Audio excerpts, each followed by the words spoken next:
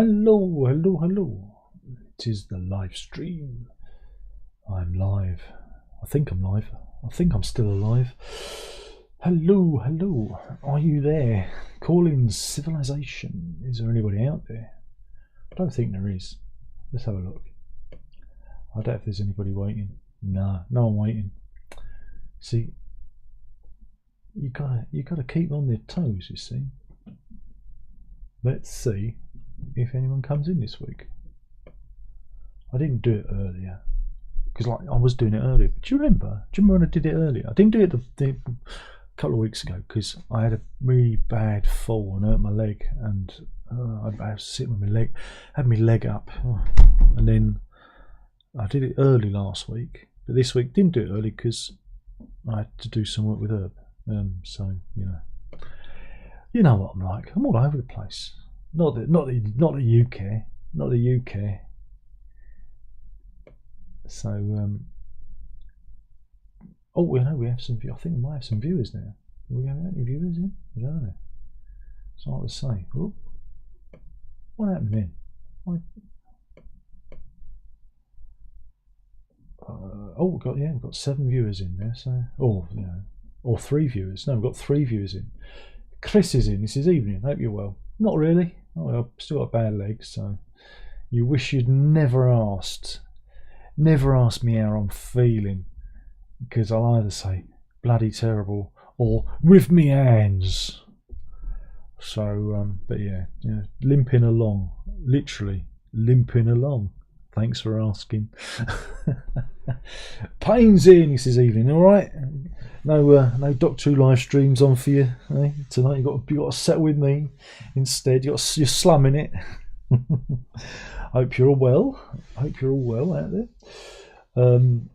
So yeah, I was helping her with because we've been doing extra learnings, see, and it's computer studies, and it was I got a bit fried, so I'm on late. I'm on late, like you are, on late. So better late than never, I suppose. Better late than never, or never late than ever. Ever late? I don't know.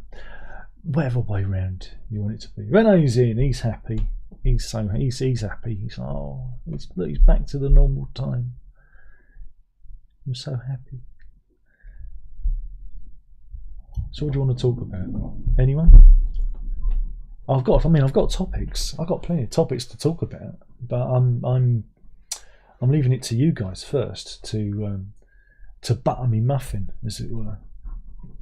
Payne says, not today. I've just been watching the latest Rick Beato video talking to that brummy Andy Edwards off YouTube. Oh, that's nice. I don't watch Beato, only when he's in me recommendations. I'm not a subscriber. If there's a big one that blows up, like he's interviewing Gilmore or something, then I might tune in, but I don't subscribe. I don't partake of that flim-flammery. God no.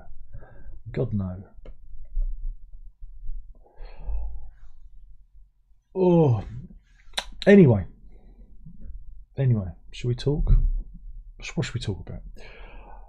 Have you seen that new footage that's made it? Oh, wait a minute. Payne says most other people probably shrug too.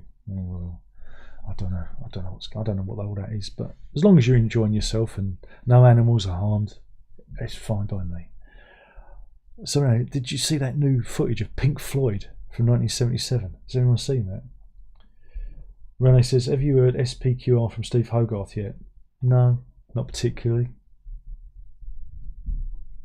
Is it interesting?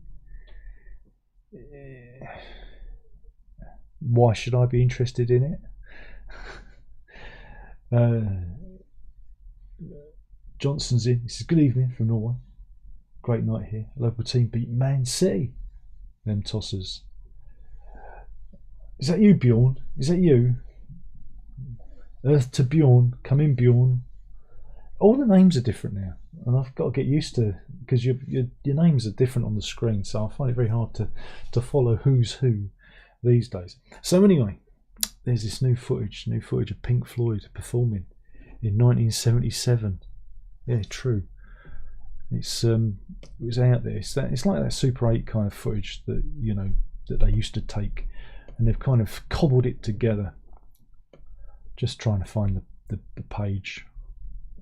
I should have bookmarked it, but I didn't. I didn't bookmark it. Here we go. This is it. Whoops, mute that, because otherwise I'll be in copyright hell. This is Pink Floyd live in Anaheim, California. I'll show you a little bit. There's just video. It's just, so there's Gilmour doing his thing, and it's good because they're all wearing leather jackets and look really tough, like they're a rock band, and it's quite good. It's quite good until they do. Is it Shine On You Crazy Diamond? I think it is. And then Waters starts singing. Oh boy. Oh boy. Oh no, it's I think it might be. Is it? Yeah, Shine On You Crazy Diamond. Oh, Waters sings it and couldn't hold a note in a bucket. Oh, it's the most tuneless drivel I've ever heard.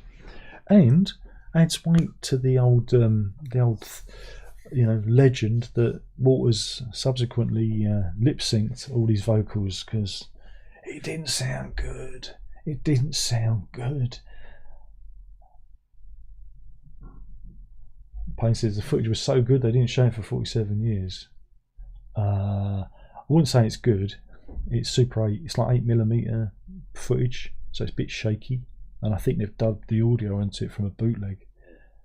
I mean, look at that. That's Nick Mason. I think that it could be somebody's thumb. I don't know. It's like what? But yeah, it's pretty blurry. But it's worth it just to hear Roger Waters not being able to sing, and you go.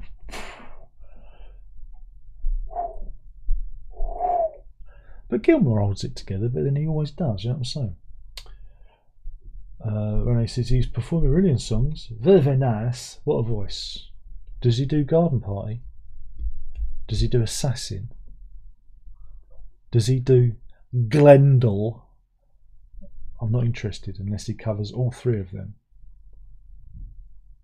People says, I have no idea what happened to the name.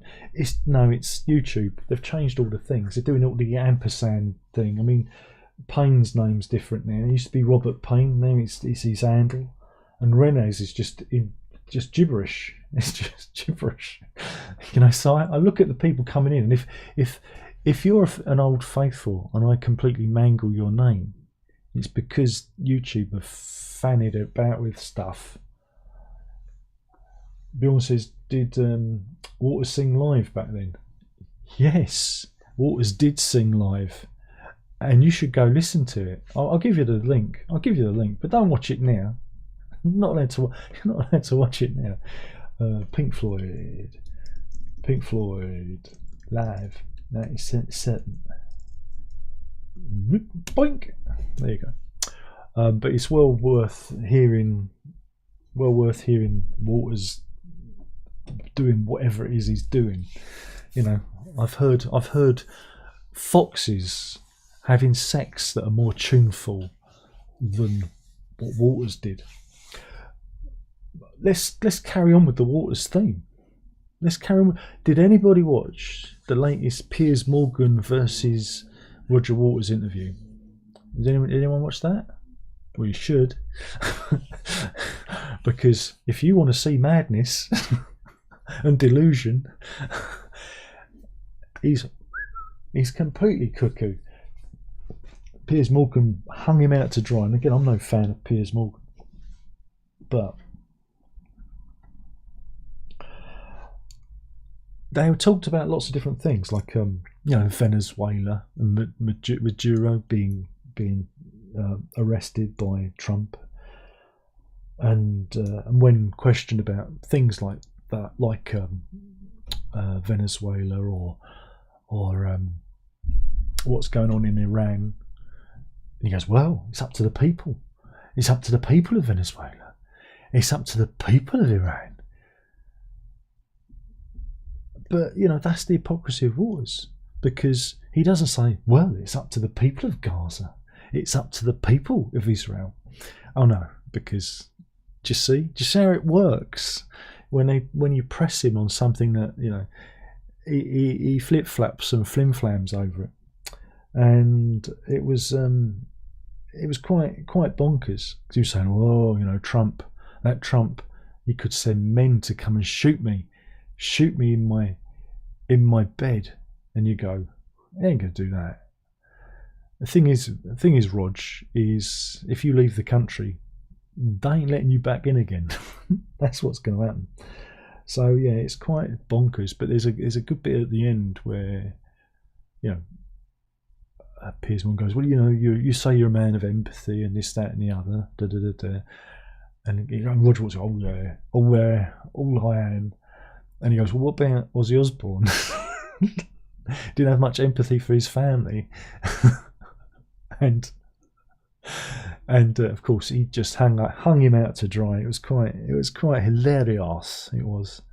But yeah, there's a special place in rockstar hell for Roger Waters. He really is a despicable character. Just watch it, and you'll realise exactly who and what he is, and why, you know, Gilmour is quite happy never to have to deal with him ever again after selling the catalogue. I think Gilmour probably was quite happy to sell the catalogue just to be rid himself of dealing with that absolute POS. Ray says, nice video about Oi. By the way, which one? There's two of them, isn't there? You mean the new one?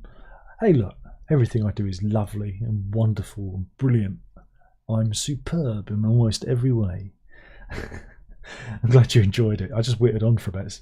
If it's the one that I put out today, I witted on a little bit too long, and I just talking and talking. You know, again, for those of you who aren't in the Peter Gabriel fan club, Peter Gabriel's got a new album coming out, probably coming out next year, I guess it would be, because, well, physically, tangible product, I guess it would be next year, because that's what he did with I.O. He did the Bandcamp thing and then released the album physically, like, that was 2023, and then the album came out early 24. I think that's how it happened. And I imagine it's the same strategy for this. We're doing Bandcamp, so we've got a couple of tracks every month. You know, we've got the dark side and the bright side mixes of every song. I imagine there'll be 12 songs for each month, and for each month, and then we'll do that. So it's going to be a bit of a long road. It's going to be a lot of me talking about Peter Gabriel, which is fine. That reminds me of another video that I watched the other day. But yeah, I'm glad you enjoyed it. It's just but it did also indicate, if you listen to both mixes, it indicated my actual point of the first video, how with a little bit of massage and a little bit of production, you know, the song could be quite good, and the new one, the bright side mix, is different. Not radically different, but different enough to be noticeable, and I think makes the song better. So, you know, that's a good thing. Do check out those videos. Do check out me jibber-jabbering away ad infinitum. You know, Beyonce's Piers got Waters good. Never let him off the hook. It was very confrontational on both sides, and I think I'm surprised Waters went back on again, but, you know, I don't know. Maybe he had something to say. I don't know. He's a very peculiar chap. I find him utterly peculiar. But there you go. And despicable. Payne says, Piers Morgan broke his leg. Ouch. Oh, it's easy to do. I mean, I've busted my knee, so, you know. Yeah, it's very slippy out there, and us older folks got to be careful and slip over.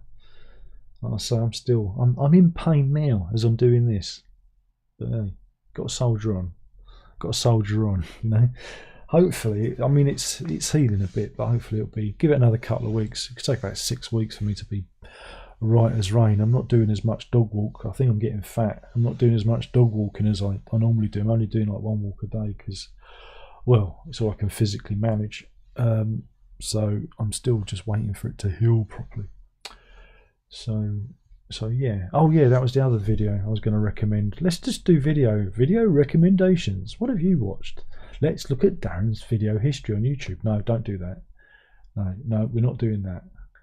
It's just filth. It's just utter filth. History. I'll be able to find it. You fell again. Yeah, I slipped on some ice about, was it nearly 3 weeks ago? 3 weeks this coming Sunday. I did tell the story. If you follow me on Facebook, mind you, if you follow me on Facebook, you probably won't even see any of my posts because I'm currently blacklisted by Facebook because I made a joke about crack cocaine back in November and I'm still being censured for it. I fucking hate the algorithm so much. The algorithm is so irritating. It irritates me good because it's bonkers. Here it is. Here it is. This is a good interview. I'll post a link. It's David Jackson. David Jackson of Van de Graaff Generator fame. For 3 shows in 1979. One of them being live at Reading Festival. Mr. Jackson was aiding and abetting a certain Mr. Peter Gabriel, who we're talking about. And again, it's easy to forget that he was involved. It's one of those moments in prog music history that's oft forgotten, that he was even on the stage. Again, at that time, because Gabriel had his usual band of Tony Levin, Larry Fast, I think it would have been, Jerry Marotta. But for reasons, and I think it might have been visa reasons, he couldn't get them there. I think it was a visa. I don't know, it feels like that was the story. And so he had a ragtag band put together featuring David Jackson and a certain Mr. Bill Collins. Yes, Bill Collins was playing the drums. And it's, if you've got any of the books by, well, there's a Peter Gabriel book by Armando Gallo. He who really got upset when I reviewed his app because I didn't give it a 5-star review. I said, it's all right, but I prefer the books. Now, apps don't really, give you the books, photo books. Just me, And he emailed. I didn't even read his comment. It was on Facebook, After being harassed by Fish and Nad Sylvan and Armando Gallo, I thought, well, I'm done with this. I'm not even gonna. I think he wasn't happy that I didn't give him a good review. But anyway, I'm getting off the point. In the Peter Gabriel photo book by Armando Gallo, you see the Reading Festival pictures, but you don't necessarily see David. He's there, but he's kind of at the side. And it's quite an interesting story that David Jackson partially remembers. He's being interviewed by Jim Christopoulos, I think that's his name. He who wrote the Van de Graaff Generator book called The Book about 25 years ago now. I have a copy. On the shelf if anyone's interested. It's a very, very, very, very, very, very, very, very good book. So, David Jackson interview about being in the Peter Gabriel band, 1979. It's really good fun, and it's really good to hear Jackson talk. Joink. Do check it out. So yeah, I watched that, and I thought that was, again, it's an interesting thing because he had to learn all the set very quickly, literally a couple of days, and it was a major undertaking. And yeah, it's a good interview. So check that out. Well, there you go. Any more for any more? Anyone else got a topic you want to talk about? Otherwise, I'll just talk about me or I'll talk about guitars, me or guitars, whatever. For I will have to promote myself again on the live stream. Why not? Why not? Let's do that. Wow, we have 10 people in. As many as that. Wow. Now I remember why it's not worth doing this. Oh yeah. Oh dear. Oh dear. You've got to love YouTube. You've got to love social media, and its hiding of content. Oh man, the thumbs down guy started already. Oh come on, only 2 thumbs downs. Come on, hit me with another. I don't know, 13 or 18. Is it you, Michael Brown? Is it you, Michael Brown? Is it you that's doing it? Is it you? Who's crazy? Them for doing it every week, or me for doing it every week? We can't tell. No one can tell. But yeah, to bore you shitless. We lost 3 viewers. That must be Michael Brown and his soccer counts panicking as he scurries off into the night with his little rat face. My knee hurts, so I'm in a bad mood. Oh yeah. Well, this is going to be a very short live stream if everyone's shut up already. I'm going to have to go back to doing it in the afternoon. I'm going to say to Herb next Tuesday, I'm not helping you with your GCSEs anymore because my live stream is more important. What do you reckon? I'm jesting. That's never going to happen. So yeah, what else shall we talk about?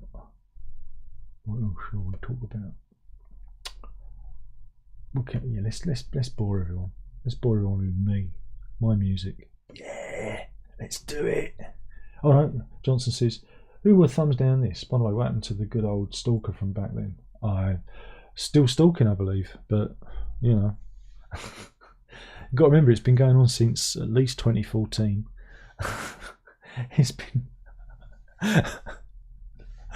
literally.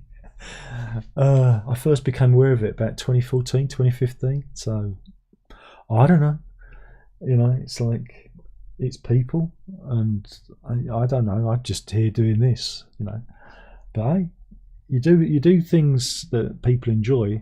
There'll always be some people that hate you, you know, and so it's that weird love you till they hate you dynamic. So I don't know. I don't understand it, and I don't care for it much. I don't think about it much, but it's always amusing when you come on the live stream and you look and you got 15 thumbs down or 18 thumbs down, and you go, "Wow, that's more than the actual viewers that we had."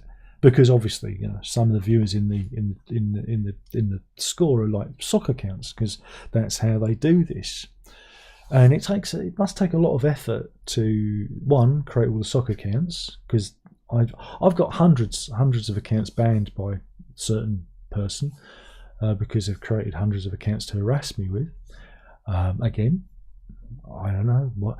Maybe is it a Cardiacs fan? Are they probably a Queen fan? Because Queen fans are the maddest. Everybody knows that. But I don't know. If you've got, I've always said to them, if you've got a problem, tell me and I'll apologise. I'll make it all better. But you know, they never do, because that's not what it's about. They think they affect me.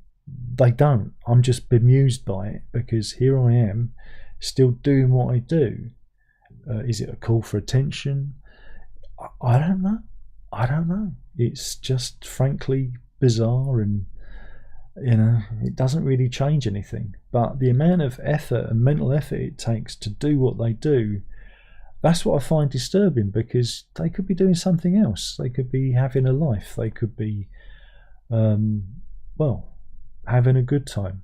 But for them, this is their good time. And if they're doing this to me, then they're probably doing it to other people too, because it's not just a one-off thing. These people they're habitual stalkers and harassers. They have a little cabal of, you know, people that they target for reasons, you know, only known to them. The psychology of it is really interesting, because I'm no one. I'm literally no one. But you attract this kind of lunacy. So if I can attract it, imagine what people with actual celebrity or actual talent even, can you imagine the lunacy that attracts? You know, and again, the internet, it amplifies it. And again, these people are very lonely people, and they do this, and they get into these patterns of behaviour. And it's almost like self-regulating. It calms them to do this. It shapes their lives. It gives their lives meaning. And again, it's just, I don't know. I find it really sad. I really do find it sad that they feel the need to do this, because, you know, there are better things out there that they could be doing. You know, they could be volunteering, helping people. You know, I don't even you know, having a pet would be a better use of their time than to waste their time on the internet. But that's the problem with the internet. The internet is an absolute cesspit. It amplifies much bad behaviour, and here we are. And I do believe it will damage us as a species. And it's hard not to feel that when you've seen what it came from. And I was very optimistic about the internet at the beginning of all of this.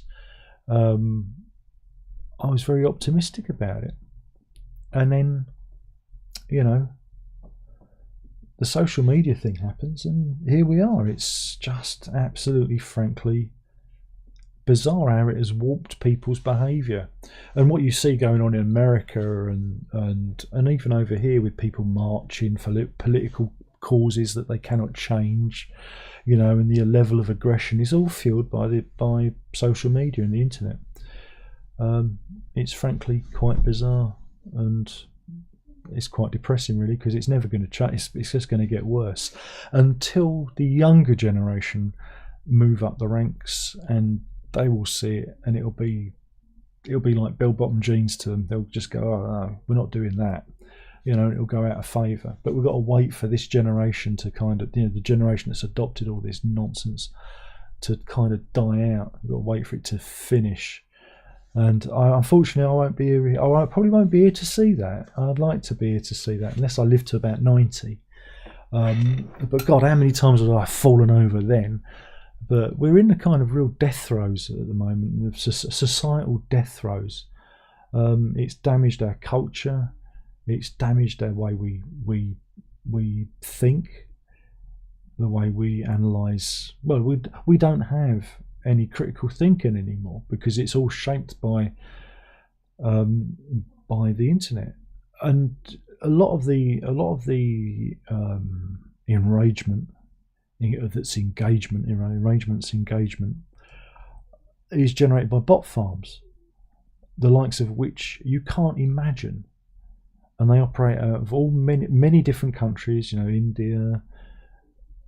This is a funny one. Iran is a major bot farm capital. It's kind of been seen ever because there's been all this disruption in Iran. A lot of the Scottish nationalists have stopped posting on social media, and they've traced it back to what's happening in Iran, because they cut out the internet and stopped like mainline internet access in Iran. And they reckon that a lot of Scottish nationalists were Iranian bot farms, you know. And so what you see on the internet, a lot of what you see out there, we're heading towards the whole dead internet thing as well, where a lot of the content is created by bot farms, and a lot of the people replying are bots. And then you factor AI into this, and we're literally 99% getting closer to the dead internet, where nothing is real. There's no actual human, except for me, burbling at the camera. You know, so it's you know, it's just a very strange culture. It's a very strange time, you know, to be around and watching all this, and it's just, I see it just totally damaging. You know? Payne says John Cleese released a short video on X, chatting to two friends, asking, "Is life a comedy or tragedy?"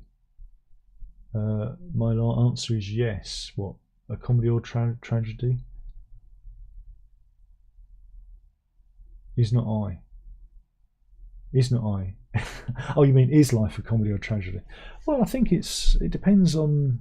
I mean, we from a small child. I was talking about this tonight with my daughter, because my daughter said, "Oh, about her insomnia, and it started when she was about 6 years old." And I said, "Well, that's when mine started, 1977."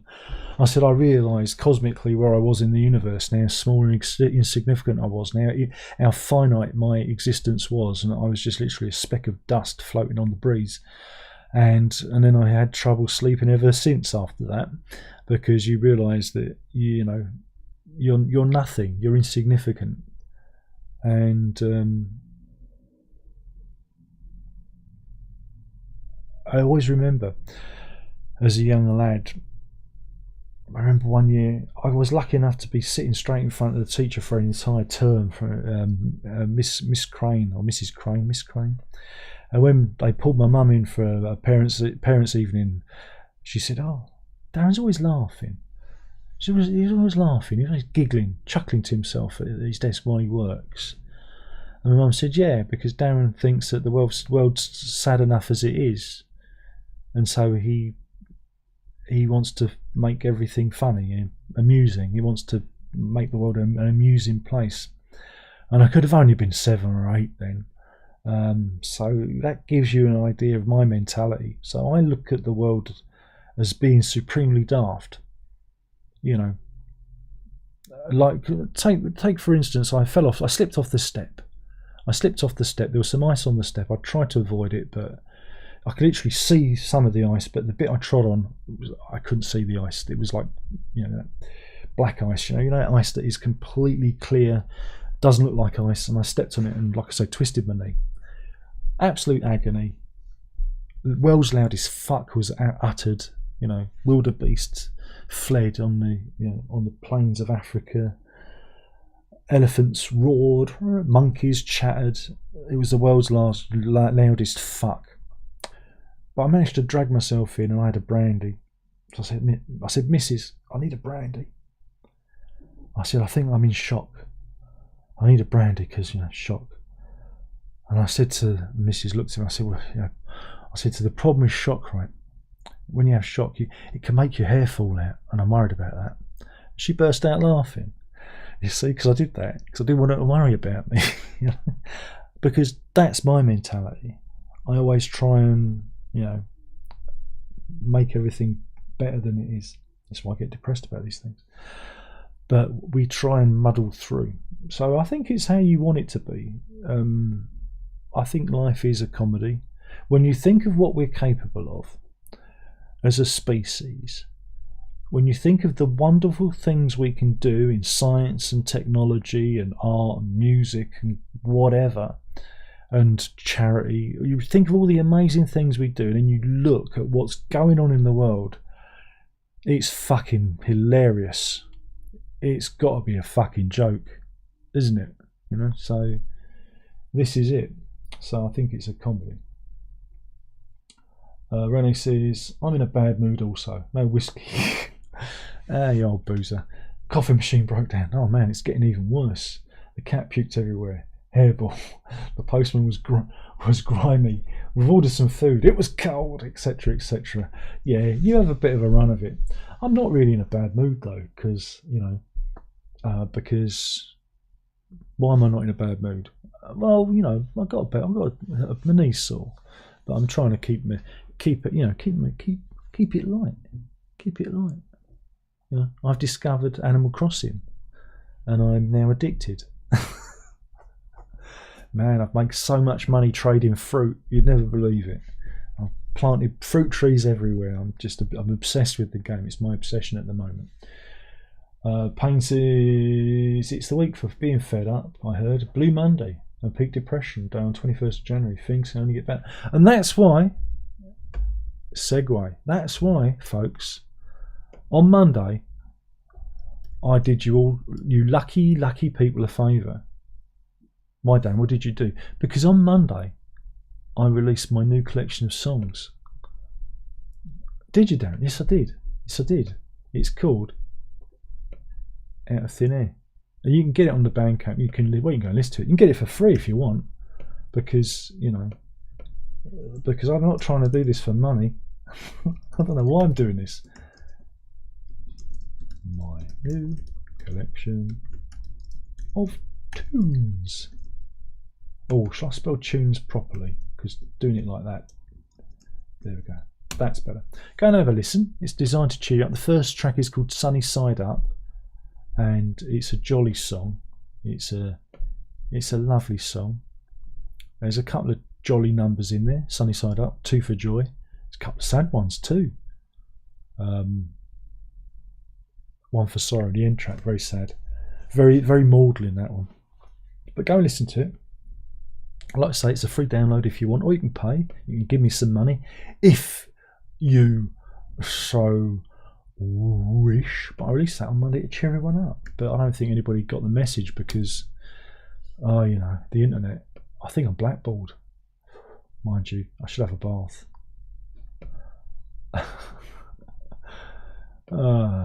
Jesus. I don't write any of this, you know. I make it up as I go along. That's why you come here.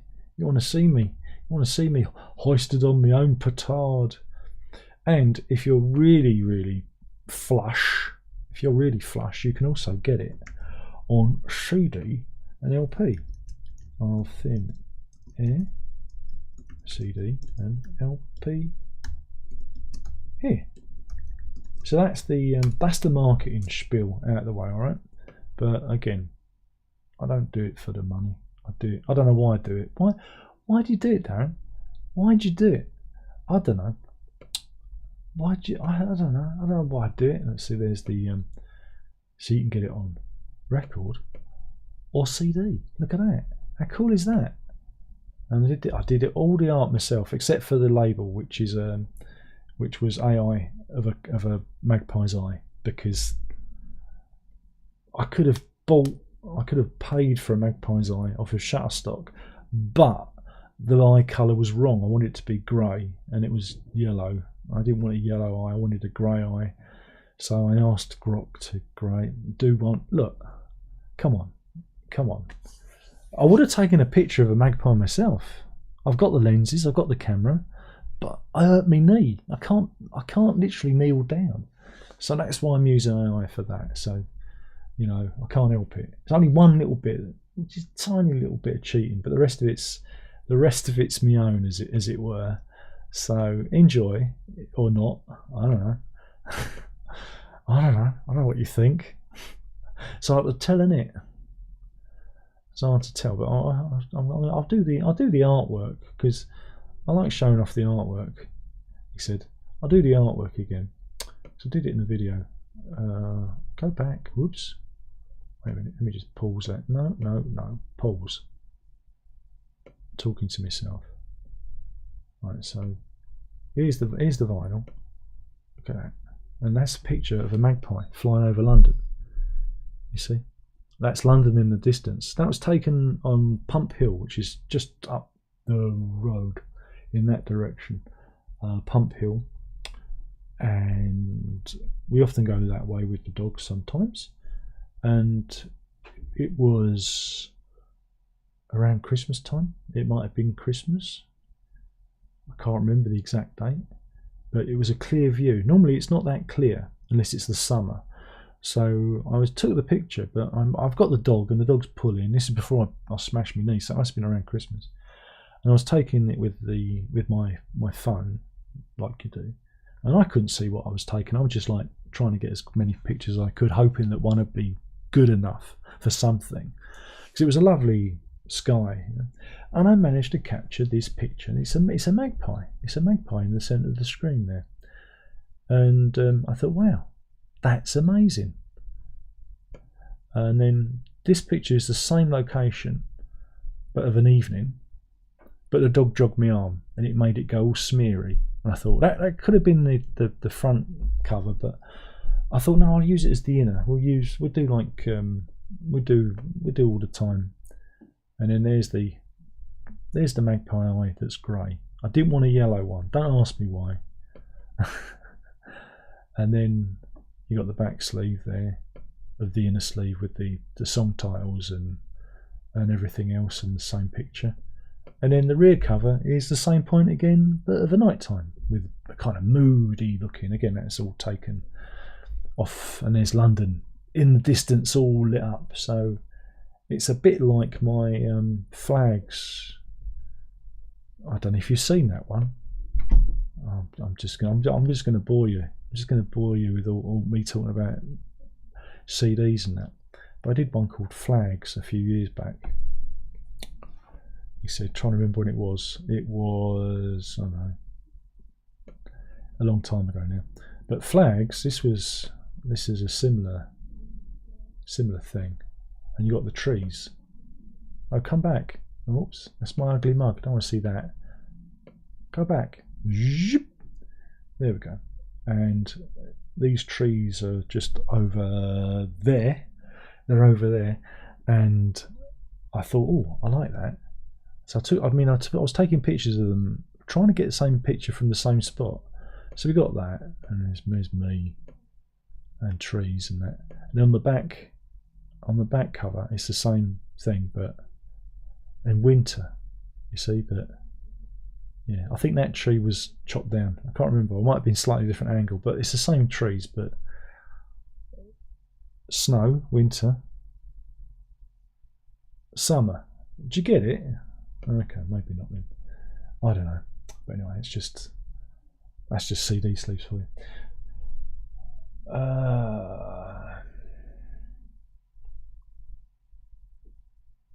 Where are we? Payne says, actor Tom Baker lived to 92 so far as today. Yeah, it's his birthday, isn't it? Again, he keeps having them, and may have all of them. That's what I say. Tom Baker for all the birthdays. That's what I say. But he's probably going to get him back as Doctor Who. You know that. They're going to body scan him, and they're going to bring him back for that Christmas special. Bjorn says, oh sorry, Sty says, good to know Tom's still with us, indeed. Bjorn says, when nothing is real on the internet anymore, it will be hopefully implode, as we'll have record stores again. That ain't happening anytime soon. Again, this is something we were discussing. We were discussing this at dinner tonight. I said, oh, if I went back 20 years, and I said, you wouldn't be able to buy a Blu-ray or a DVD or a computer game or even a CD on any shop in the high street, you'd be shocked, wouldn't you, Darren, in the past? And Darren in the past would have been a bit shocked by that. But then Darren in the past, also in 2001, I was working at Dennis Publishing for a little-known magazine called PC Gear. I was their web editor. I was their senior. Well, I was the web man. And we was in the office talking about like the future of everything. And I said, well, you know, in the future, and there's not going to be any computer stores. And we got a load of big box games in, and that, you know, in the old days, video PC games came in big boxes. And I was waving this box around, and I said, this will be a thing of the past soon. And he looked at me, and I said, this will not exist with the advent of high-speed internet, because we were on the cusp of broadband becoming a real big thing in the UK at that time. And I said, with the advent of broadband, this will be a thing of the past. Everything will be downloaded. QED, there won't be any computer shops. There won't be any game shops. All the game shops will be gone, and we'll be expected to download games straight onto our consoles or our computers and that. And they all laughed at me. They burst out laughing. And they went, oh, don't be stupid. Like, who's laughing now, eh? Who's laughing now? But, you know, it's the way things is. The record shops aren't coming back. People don't have an appetite for owning things anymore. They're just not interested. You know, that part of our culture's gone. You know, there's a lot of people. Again, if you walk around like I do, if you walk around, well, limp around at the moment with a dog, and you look in and you peep into people's windows like I do. Now you've got to remember, I've been peeping. This sounds terrible. This sounds awful. I've been peeping in people's windows for 20 odd years, nearly 25 years. Fuck.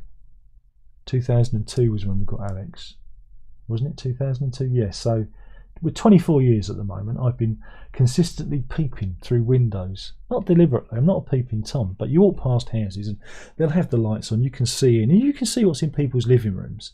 And I've seen people having DVDs and, you know, whatever, and books and records and CDs, you know, in their little towers. I've seen all that go.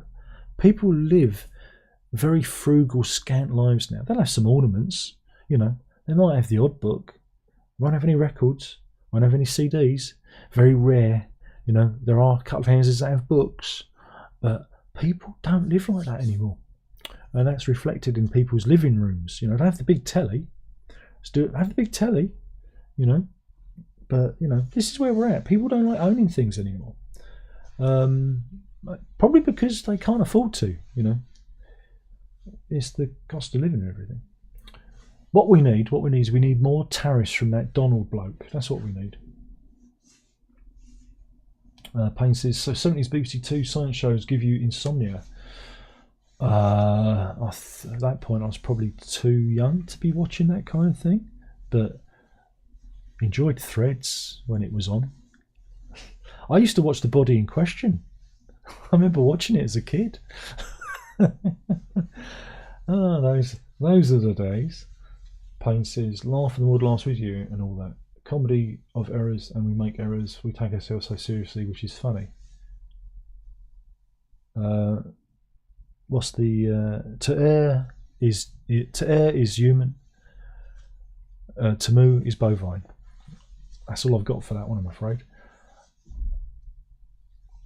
Payne says, yeah, I listened to some of those tracks. Well done on some making more music. Oh, I'm glad that you. I take that as a glowing endorsement. Then that's a glowing endorsement. Renault says Animal Crossing. Yeah, Animal Crossing. What? Want to make something of it? I haven't played Animal Crossing since the 3DS, and I bought Verity a Switch 2 for Christmas because she wanted an upgrade. Because there was a new update for Animal Crossing coming out on the Switch 2, so I got one because I am a fucking great dad. All right, a great dad. And then she realised that, I don't know, by various means, her island was somehow associated with Herbie's Animal Crossing profile, and I ended up having to buy a second copy of Animal Crossing just so she could copy it from I think it was from Herb's Switch or her own Switch. I don't know. I wasn't paying attention. But we needed 2 copies of the game so she could transfer her character to the new Switch. So I ended up with an extra copy of Animal Crossing. I thought, oh, I'll give it a go. I can't. And this happened, and then I hurt my knee, and then I started playing it, and it kind of took my mind off my knee. So it's my therapy game. It's my therapy game. But I've become a bit of a hustler, you know, because I've planted fruit trees everywhere, and I'm, you know, just making. I've got over 400,000 bells in the bank, so bells is the currency. So, you know, I'm very successful. Keeps me off the streets, keeps me out of trouble. I've just.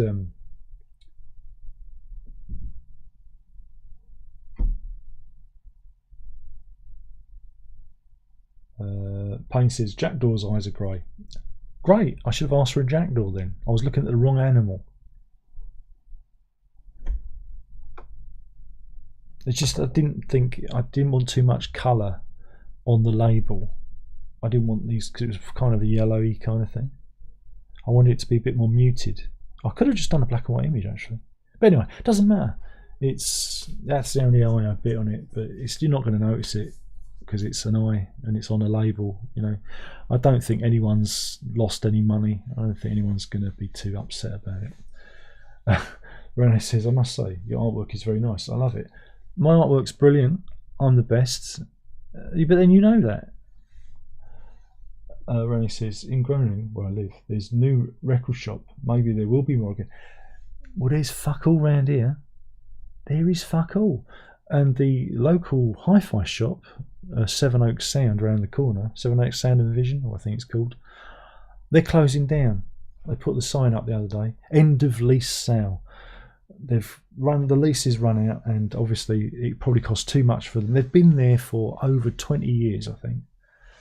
They've been there for ages, for as long as I can remember, and it might even be longer than that. It might be what year were you in? 26. Yeah, they've been there for over 25 years. Because we've lived here in this area since '99, and then we went to Norfolk for a bit, and then we came back again. And it's always been there, so it's closing down. So I'm a bit sad about that. But then I've never bought anything from them because they're a high-end hi-fi shop, you know. But they got some nice record decks on sale for cheap. Well, cheaper, but then I don't need one because my Audio Technica is doing just fine. It's doing just fine. So, you know, it's a shame. So I don't see any of that happening around here. You know, it's not the same here. Maybe, you know, maybe where you are, you know, it's good for you, but in this country we seem to be over all that stuff, you know. When he says, "Oh my God, Darren, people in other people's living rooms, a bit exhibitionist," that's the other way around. That's voyeurist, very voyeuristic. No, I'm not. I just walk past with the dog and I can see. Some people don't have any curtains up. It's not peeping if they've got no curtains up and it's night time and they've got the light on, you know. And there's quite a distance, but you notice how I've noticed over the years how things have changed. This is over the years. It sounded terrible, didn't it? But like I say, when you're walking the dog, you're just walking past. Just that thing. My dog walks so fast, I don't even stop. You know, this is why I'm limping around and I'm like, you know, hobbling along, because she's like a bloody rocket. So you don't have time to stop anyway. Where are we? I've lost my thread. Wait a minute. Payne says, I enjoyed hearing on the new how properly pronounce Gruten, the ship fjord tourism people. That was fun. There was an ad, was there? Nothing to do with me, Gov. Nothing to do with me. YouTube does the ads. I just, you know, I just have nothing. I just, you know, they're on. I haven't switched on because even if I have them turned off, they still run ads. So I might as well get a little bit of the money out of it. Did you know that if I turn the ads off, they still play the ads? So I might as well have the ads on and get a little bit of cash. Negligible, tiny, micro pennies. Andrew's in. Andrew's late. You're late. Did you manage to raise the money in time? Or did they go for the kneecaps? The ongoing drama of Mr. Kosnick. But anyway, glad you got that box set back. That went on a nice little journey, didn't it? It came all the way here, and then it went all the way back to Cornwall again. What was all that all about, eh? The Royal Mail. What's wrong with them? It's quite bonkers, really. I mean, never get to the bottom of that one. But what I do know is, you know, like I said, we have a video doorbell, and no one knocked. Payne says, not YouTube ad, just on TV in the past week. Oh, sorry, I thought we were talking about YouTube ad. I've got to do the dishes and then bed. Take care. Good night. Have a great week. Same to you, and well done for doing the dishes.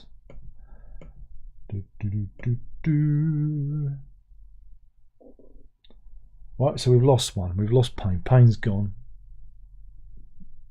Now what we're going to do? Andrew's going to have to pull up the slack. He's going to have to roll up his sleeves and get stuck in. Andrew says they can't read right, Darren. You're talking about the postman, yeah? Well, again, it wouldn't be the first time. It wouldn't be the first time I've had stuff go AWOL. I mean, we had some dog food delivered to the downstore neighbours, but I had no idea it was there. And about 6 months later, they knocked to give it to us.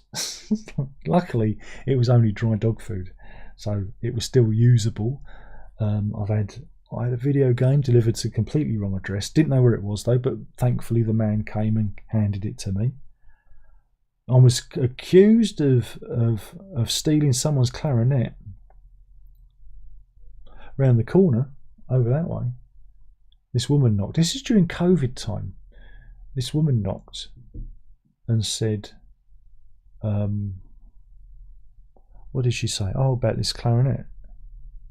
And at that time, I wasn't accepting any parcels from anyone, only like for myself.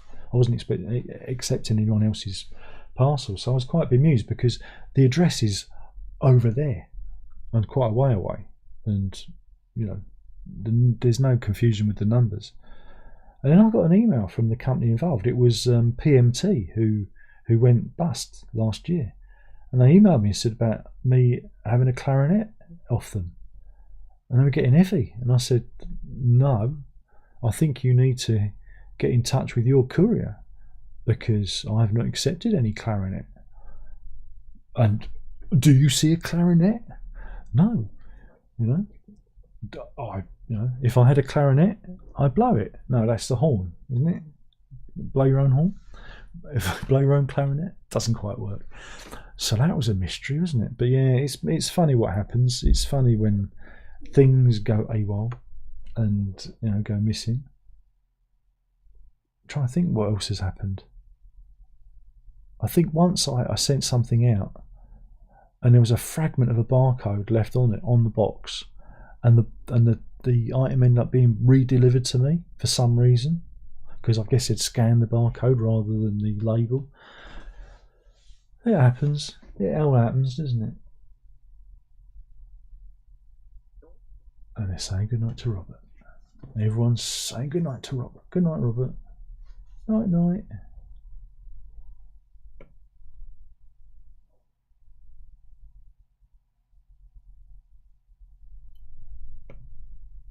So, what else do you want to talk about? Oh, we can talk about guitars. We'll do the guitar thing now. All right. Don't worry, I haven't bought one. Though, you know, when you say, "Oh, I'm never going to buy an SG." You know, an SG style guitar. I had one. Oh, wait a minute. What have I missed? Not a lot. You'll have to rewind it. I'm not a fan of the SG style guitar. I had one in the Harwood collection. Couldn't get on with it. Didn't like the shape of it. Didn't feel right. Felt a bit weird. You know.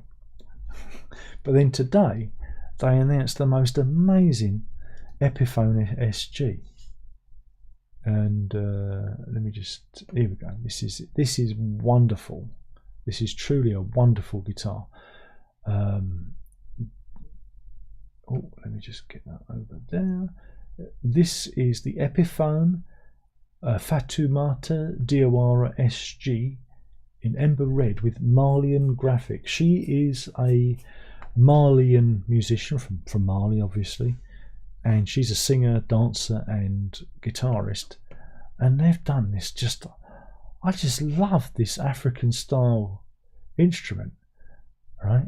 It's just absolutely a thing of wonder and beauty. And what's also wonderful about it is it's got a rosewood board when normally they'd use, I don't know, Indian laurel or something nasty.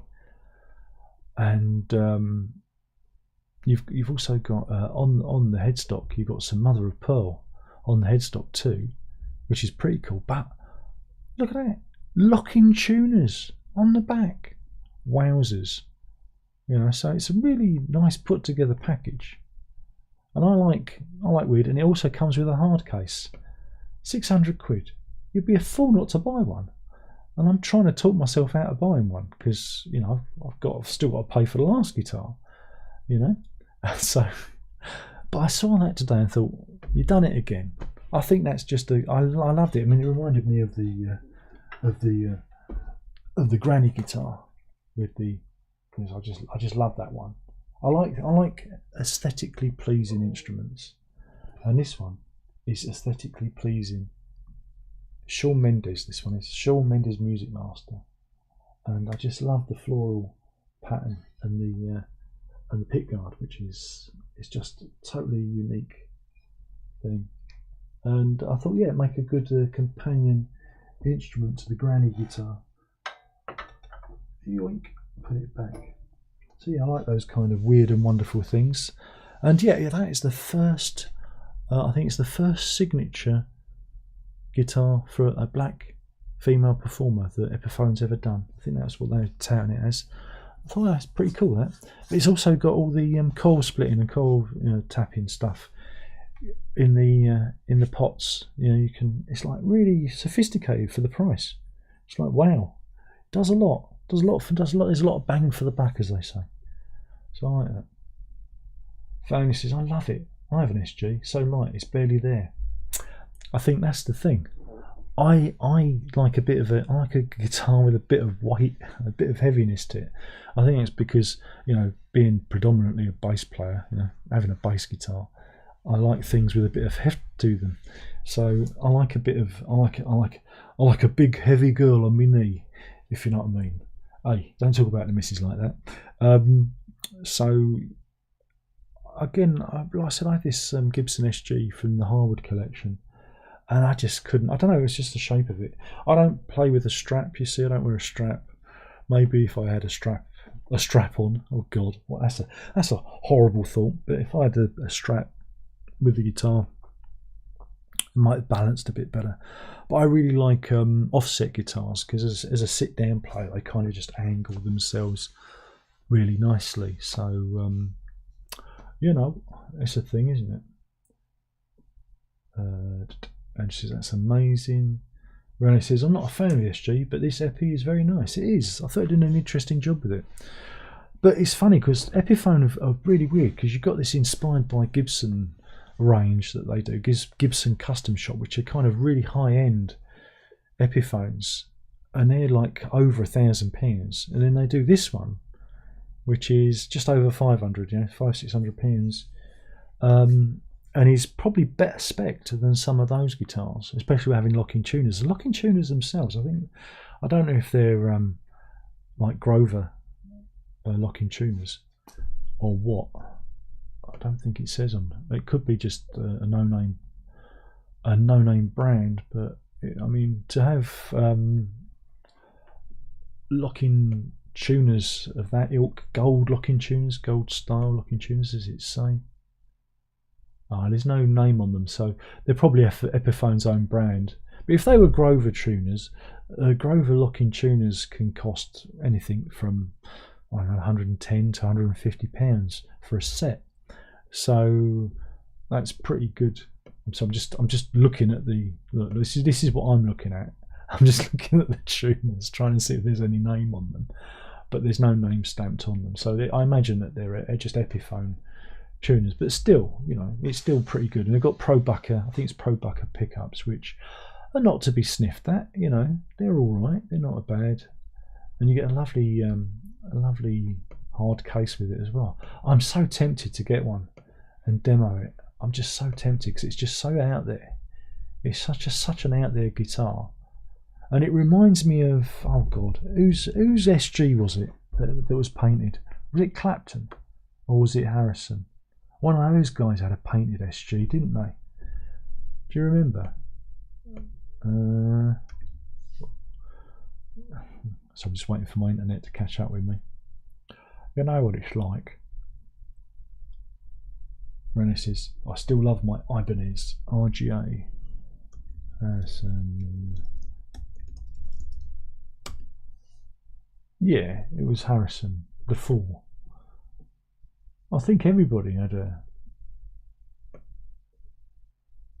This is a vintage brand, not vintage guitar, if you know what I mean. There's a company called Vintage, and they did a what's it of that? A copy of a copy.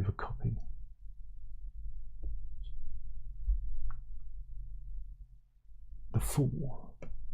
Did Clapton have one? Or was it a Strat? Oh no, it was a. Did he have the Fool as well? Yeah, I think he had the Fool. It was Clapton who had the Fool. What's I've got? Oh, I'm getting confused.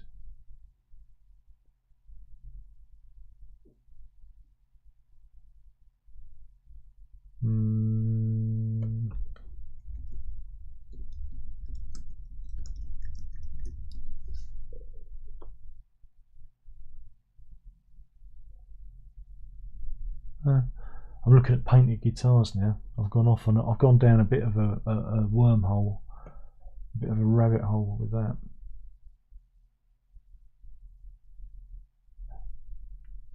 Family Jewel says Todd Rundgren's. Yeah, it was Clapton. It was a 64 SG apparently that Clapton had, and then I guess Rundgren got it. Andrew says Oldfield had SGs. He did. He played SGs, didn't he? And that's why I thought I'd like them. But I don't know. But then he went on and played PRSs. It's like, why, Mike? Why would you do that? You know, it's the anniversary today of Return to Amarok. Amadorn. What? I'm making words. I'm just gibbering now. Just Amarok. That's Amadorn and Amarok combined, isn't it? That was a brain fart, wasn't it? It's the anniversary of that today. Oh, I've got a sore eye.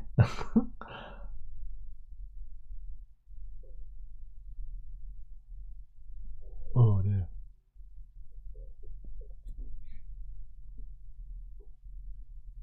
Harry's in. It's also Tom Baker's birthday. We did that earlier, Harry. And I said, I hopefully Tom Baker has all the birthdays. So yeah, so that's good. 92. I hope they don't give him the bumps. That's all. And apparently, I had to get the fire brigade in to put out the candles on his cake. So you know, blimey. I hope his scarf's not singed. I'm doing all the jokes tonight, lads. All the jokes tonight. But yeah, we do have Harry Whiteley, our official rock star. We every podcast and live stream should have their own rock star. We have ours in the official Harry Whiteley, very talented chap. Go and check him out. He's knocking around with some band. He's just, you know what these rock stars are like. You know, it's all sex and the drugs and the rock and roll and throwing. Well, I guess it'd be LCD screens out of windows now. It's not quite the same. And driving those electric cars into the swimming pool, it's just not the same as the Rolls Royce, is it? It's just not the same. Ornamental House says, did Jeff Buckley grow up thinking Todd Rundgren was his father? I'm sure I saw that in a documentary.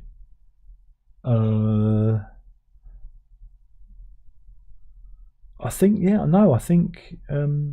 not that he was his father. I think that he wasn't he? I think he always knew who his dad was, but he might have just been in his sphere. You know what I mean?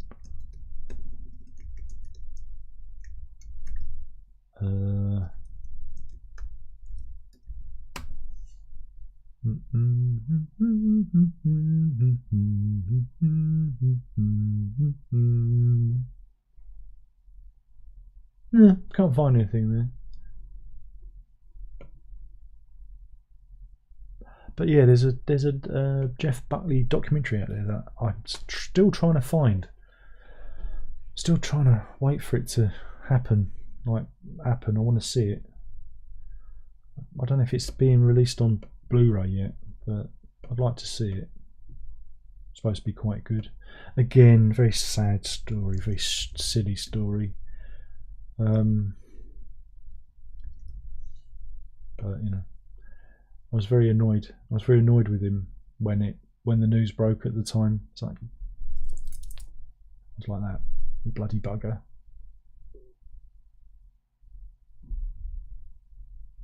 Because without Buckley, you know, you wouldn't have Radiohead. You wouldn't have a lot of those bands from the 90s who stole a lot of his melodic sensibility. Again, just looking at you, Radiohead, looking at you, Tom York, Buckley really paved the way for a lot of what they did. And again, also was a big fan of Nusrat Fateh Ali Khan. So, yeah. There you go. So yeah, good taste in music.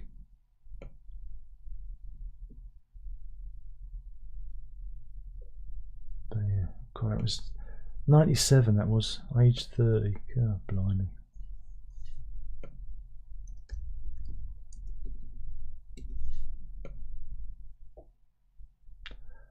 And Yeah, Nusrat died in 97 and 16th of August, and Buckley died May 29th, 1997. So yeah, they both died in the same year. It was a bit of a tough one, 97, wasn't it? A bit of a tough one. And Simon Jeffs died in 11th of December 1997. 97 was a tough year for me. Some of my all-time favourites left in 97. That was a tough one. That really was.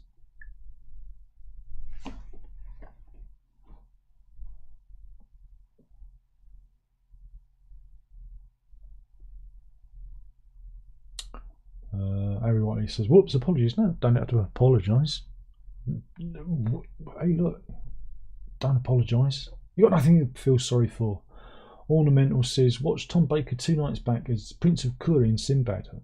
Well, again, didn't he do Sinbad before Doctor Who? Andrew says, "I think it's called Asia."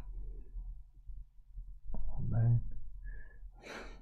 With the real Asia, please stand up. If you've still got that problem where there are like 3 or 4 Asias running around, it's like Asia, a bit like buses. You wait for one, then 2 come along at the same time. Family says, "Electric cars in swimming pools are dangerous, mind you." Yeah. Missy Remote says, "Roger Waters." Just kidding, indeed.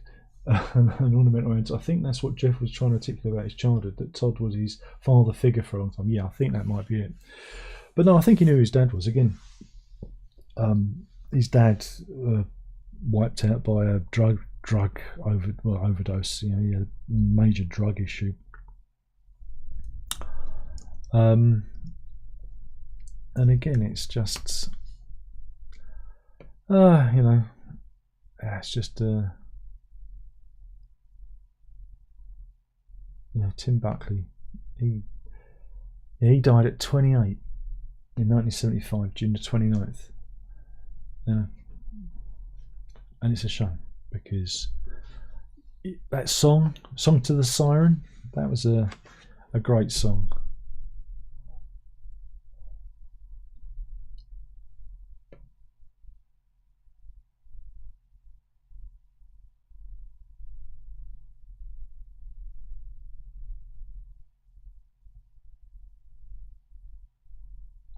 Ornamental says, "Gary Lucas and Jeff Morris Tebber's dual guitar on Ice Cream for Crow by Captain Beefheart is brilliant." And Corbin directed the video. Elizabeth Fraser was in that documentary too. Well, they were lovers, weren't they? So, you know, and it's funny because she covered with her group covered "Song to the Siren" and then ended up getting boned by that writer's son. It's a weird world, isn't it? What a weird coincidence. Grace is a good album, yeah. I mean, I just like the track, you know. Ding ding ding ding ding ding.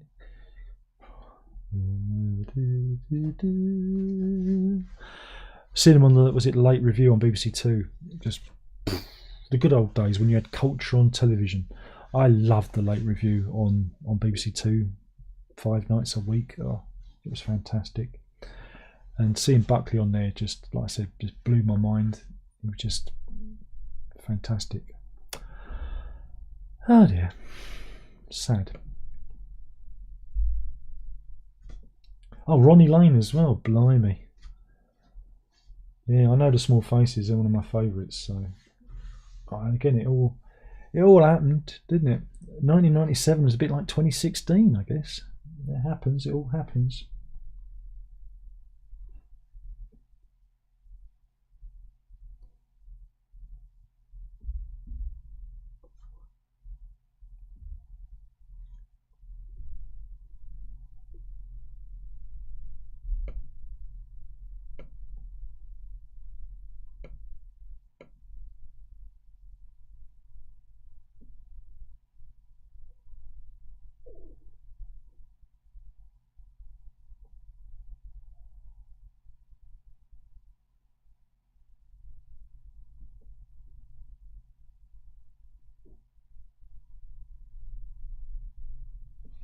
Any more for any more?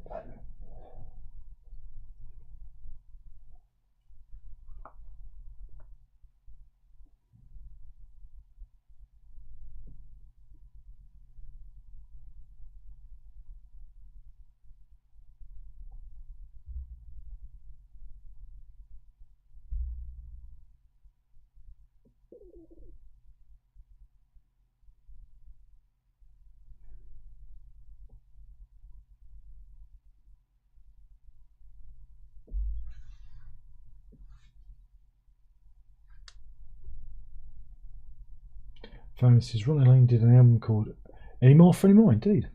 Absolutely.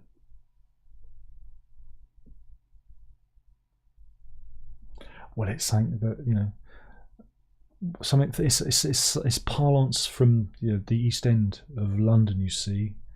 And so that's why I say it, because that's where I'm from. Ornamental says Lee Ronaldo's lead guitar is epic on that.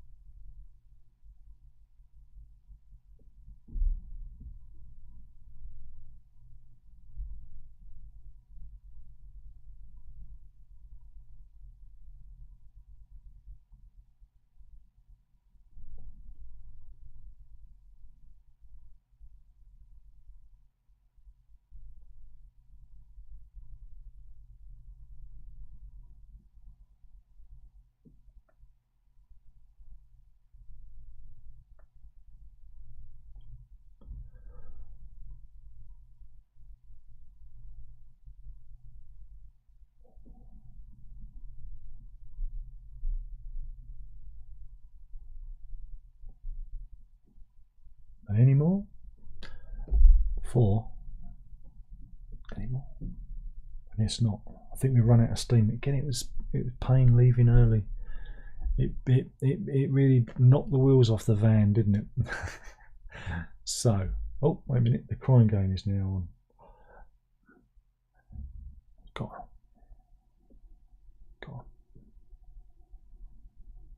Shocking. Shocking stuff. Got a little bit extra.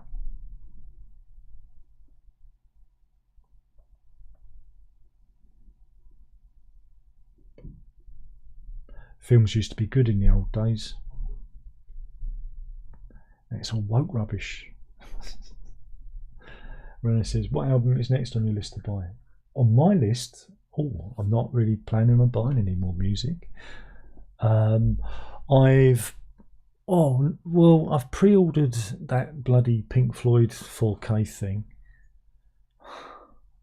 I said I would, you know, because I've got a 4K player, so, you know, and it's the same price as if I'd have bought it on Blu-ray.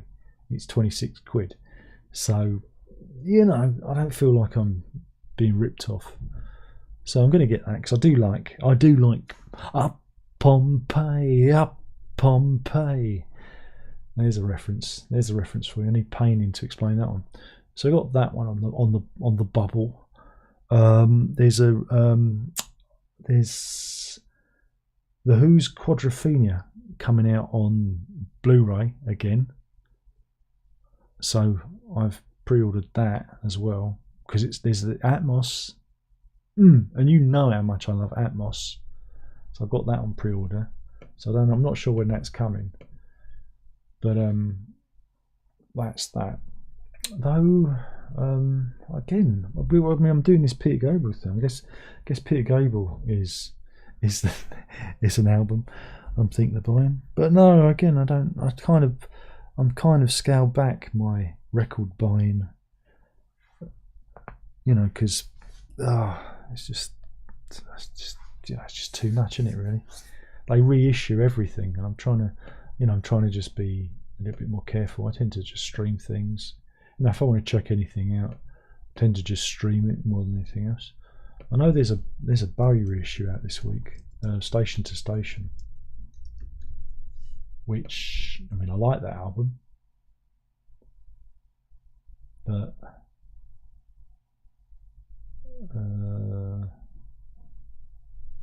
Amazon don't even have this stuff on there anymore.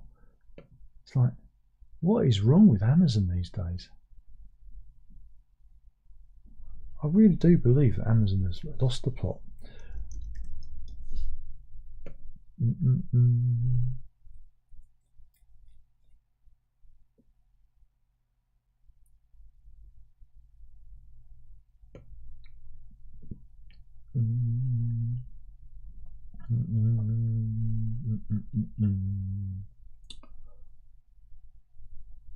Where are we?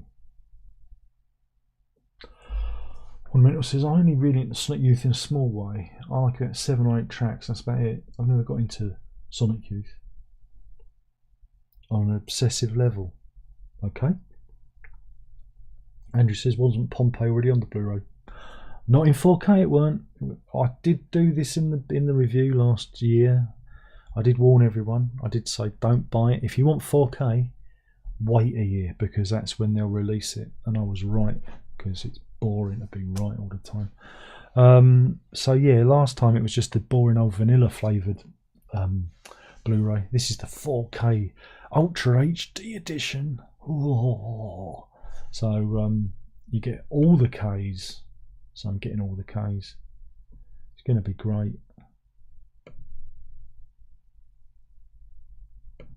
Except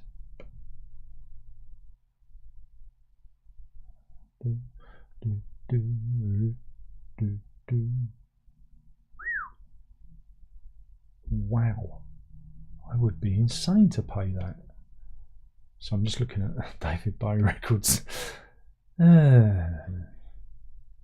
Station to station, my friend dots in lovers' eyes.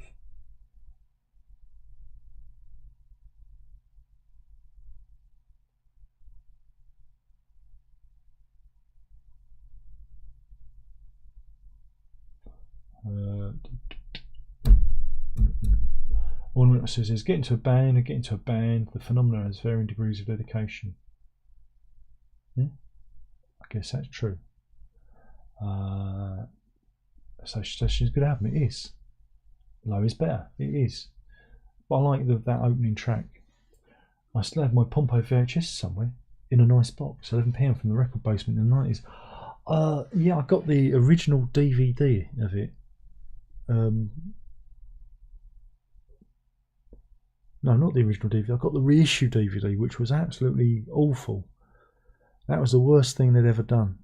That was truly bad. So the reason I'm getting it, I mean, I had it on VHS all those years ago, but he says, I don't have a VHS player. Looking right at a VHS player right there, but it's not connected to telly. It's just there. Why is there a VHS player there? What's that all about? I don't know. I could use Dogcam to show VHS player on top of printer, because why not? Oh, I'm stretching everyone. I'm stretching. Let's see. Look at that. There it is there, look. Do you see? On top of the printer. What's that all about? I don't know. Oh, and there's no Dogcam, by the way. Dogcam, she's not here. She's not here. She's upstairs.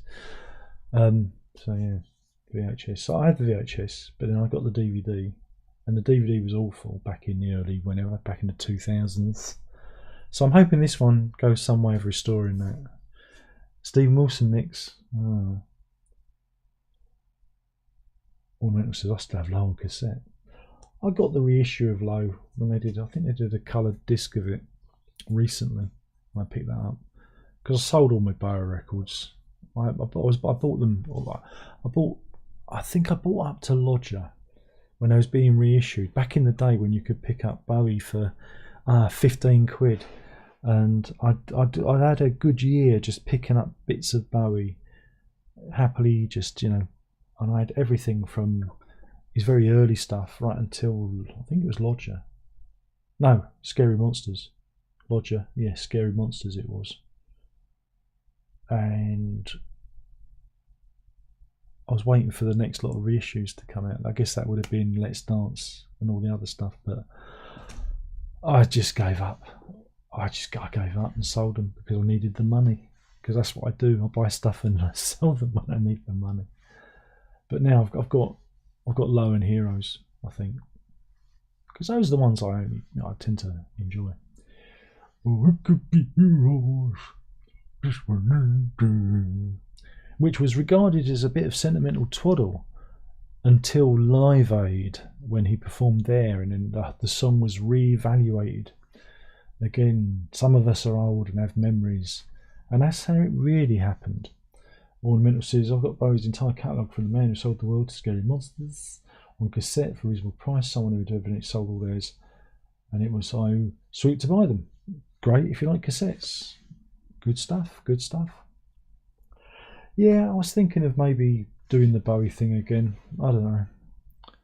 But, I'm a fan. I don't know how big a fan I am. Because I like selected albums of his, like Hunky Dory, Low, Heroes, Lodger, Scary Monsters, Earthling, Outside. I like those two. They're good. So I like Black Tie, White Noise. That's a really weird, interesting one. That is. I think that's one that's often overlooked. That's got Jump They Say on it. They say really something. Jump. Sorry, I'm just thinking Bowie. £2.50 now. I was skint in those days. You had that huge box set. I had the first and second box sets, and I sold them. Now they're worth millions.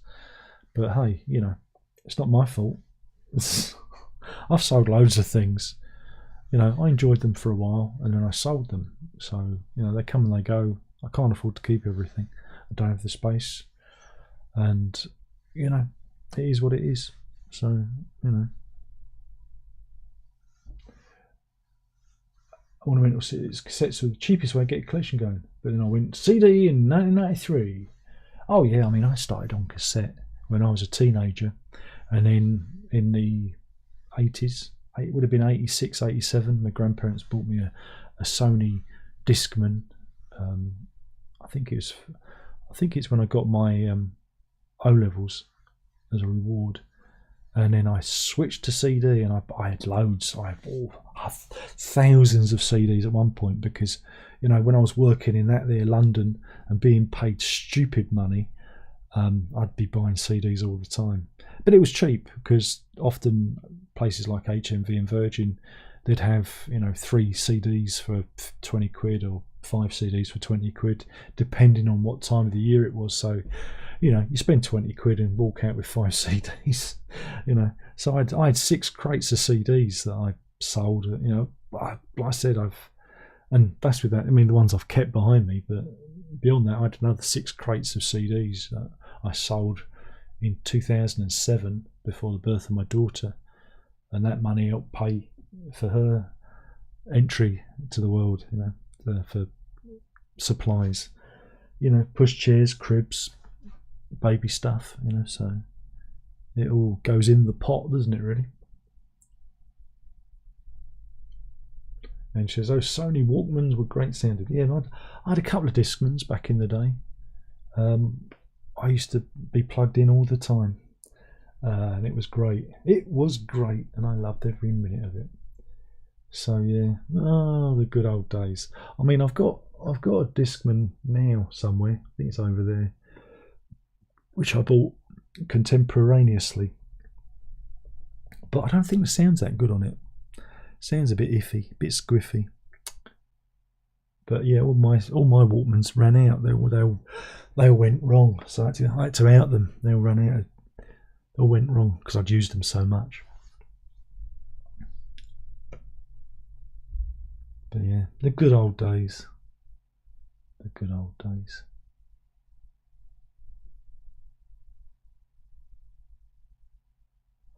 Anyway, we've done it. We've come to the end. It's an hour and a half. Hopefully you've had fun. Hopefully you laughed along. And I'm going to say good night. Remember, folks, if you can't be good, be safe. But more importantly, don't tell your mother. No night.